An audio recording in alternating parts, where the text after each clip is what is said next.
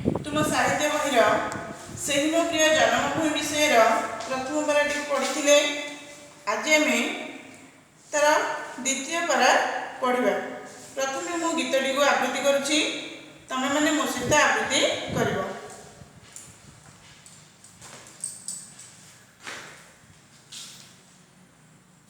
गहन बन श्यामल तारु गहन लता देहित सोहे डालरु डाले विहंग उड़ी मधुर गाने पराण मोहे तारका मेले आकाश तारा जोछन ढाले विमल शशि गोटी की गोटी कुसुम फूटी कोड़े तलोटी उठाई हसी सागर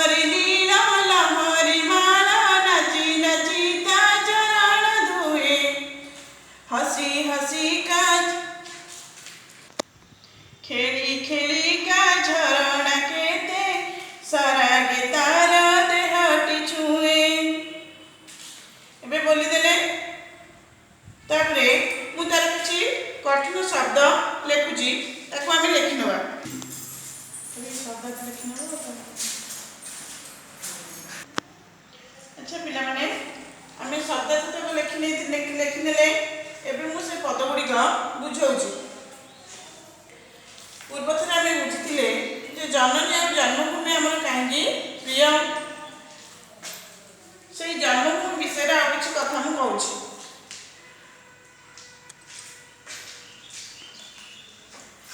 गहन बन श्यामलतारू गहन लता देहता सोहे तो से जन्मभूमि रे गहन बन श्यामलतारू घंच जंगल आ सबुज सबुज गछ गहन लता देहता सोहे गहड़िया लता मध्य ता देहरे शोभा पाए। आम जन्मभूमि देहरे गहन बन घंच जंगल सबुज गछ तापर गहन लता गहड़िया लता सब ता देहरे शोभा पाए। डालरू डाले विहंग उड़ी मधुर गाने पराण मोहे डालरू डाल को चढ़ई सब उड़ी गछ सब चढ़ई मैंने बसा करी तो गछ हूँ से मित बण हूँ से मित तेणु से गचरू गछ गचरे जो डाल अच्छी जो शाखा सब अच्छी से उड़ी उड़ीका मधुर स्वर कौन करती ना गीत गाई ए डालू से डाल को उड़ी बुलती एवं समस्त मन को हरण करती।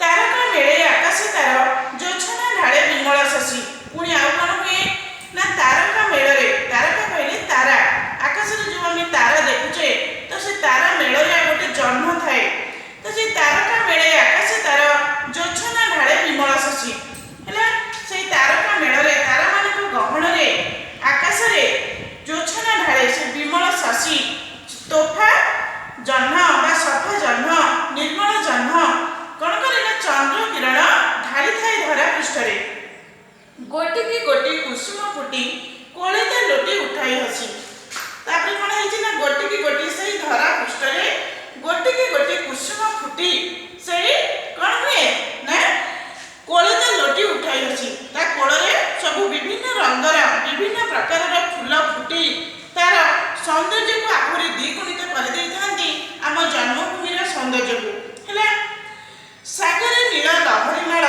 नाची नाची ता चरण धुए से आउ कौन हुए ना जो नील सागर आमर बही जाऊँगी तो से नील सागर नील लहरी गुड़िक नाची नाची आसी आम जन्मभूमि पाद को धोई जाती।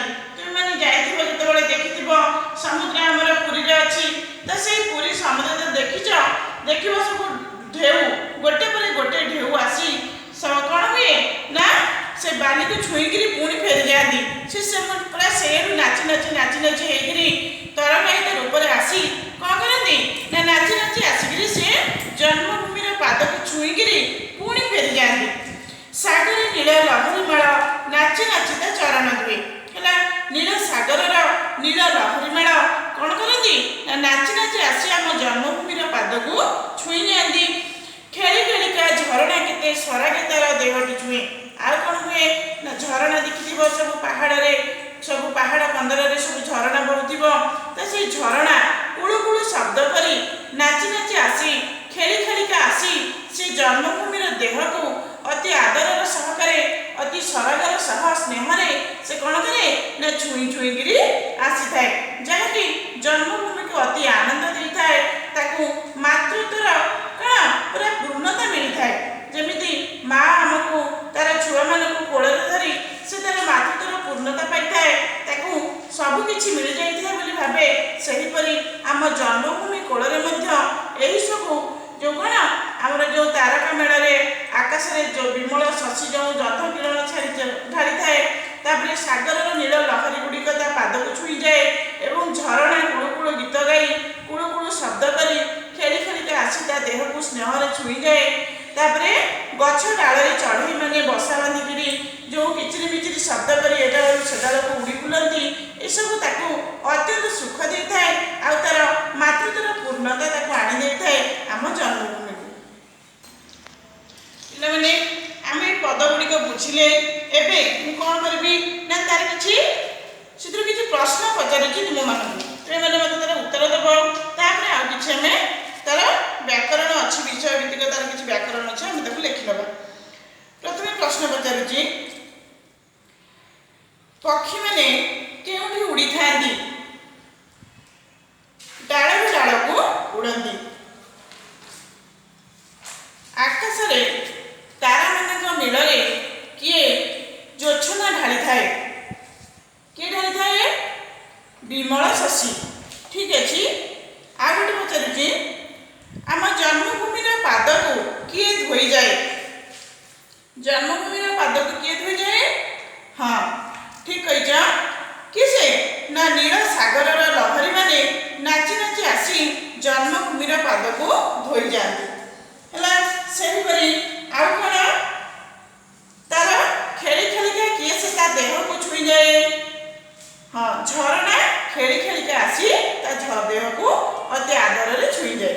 ହେଲା, ବର୍ତ୍ତମାନ ମୁଁ ସେହି ବିଷୟରୁ ଯେଉଁ ପଦଟିକୁ ପଢ଼େଇଲି, ଯେଉଁ 3 ପଦ ବୁଝେଇଲି ତୁମମାନଙ୍କୁ, ସେଥିରେ କିଛି ପ୍ରତିଶବ୍ଦ ଅଛି। ଯେମିତି ପୂର୍ବ ପଦରେ ମୁଁ ଡାକିଥିଲି ପ୍ରତିଶବ୍ଦ, ବିପରୀତ ଶବ୍ଦ, ସେହିପରି ଏଥିରେ ମଧ୍ୟ କିଛି ଅଛି। ମୁଁ ତାକୁ ଲେଖୁଛି, ତୁମେମାନେ ଲେଖିନିଅ। ପିଲାମାନେ ମୁଁ ଏବେ ଲେଖିଦେଇଛି, ପଢ଼ୁଛି, ତୁମମାନେ ତ ଖାତାରେ ଲେଖିନେବ। ପ୍ରଥମେ ପ୍ରତିଶବ୍ଦ, ମୁଁ ପୂର୍ବ କ୍ଲାସରେ କହିଥିଲି ପ୍ରତିଶବ୍ଦ ମାନେ ସେହି ଶବ୍ଦର ଆଉ କିଛି ଅଲଗା ନାମ। ବନ, ବଣ ଜଙ୍ଗଲ, ତରୁ ହେଉଛି ଗଛ ଆଉ ବୃକ୍ଷ, ଦେହ ଶରୀର କଳେବର, ତାରକା ତାରା ଆଉ ନକ୍ଷତ୍ର, ସାଗର ସମୁଦ୍ର ସିନ୍ଧୁ। ସେହିପରି ବିପରୀତ ଶବ୍ଦ, ଓଲଟା ଶବ୍ଦ, ହସି କାନ୍ଦି, ମଧୁର କର୍କଶ। ଆଉ ଗୋଟେ ଅଛି ପଦ୍ୟ ରୂପ ଆଉ ଗଦ୍ୟ ରୂପ, ଯେମିତି ଆମେ ଗୀତରେ କହିବା ଆଉ ତାକୁ କଥାରେ କହିବା। ପଦ୍ୟ ରୂପ ହେଉଛି ପରାଣ ପ୍ରାଣ, ଦେହେ ଦେହରେ, ଜ୍ୟୋତ୍ସ୍ନା ଜ୍ୟୋତ୍ସ୍ନା। ପିଲାମାନେ ଏବେ ଘର ପାଠ ମୁଁ ଲେଖିଦେଇଛି। ପ୍ରଥମେ ଅଛି ନାଚି ନାଚିକା ପରି, ଆଉ 2ଟି ଶବ୍ଦ ଲେଖିବା। ତାପରେ 2 ନମ୍ବର ଅଛି ଏ ଯେଉଁ ତଳେ ଯେଉଁ ଶବ୍ଦ ଗୁଡ଼ିକୁ ମୁଁ ଲେଖିଛି, ବନ, ତରୁ,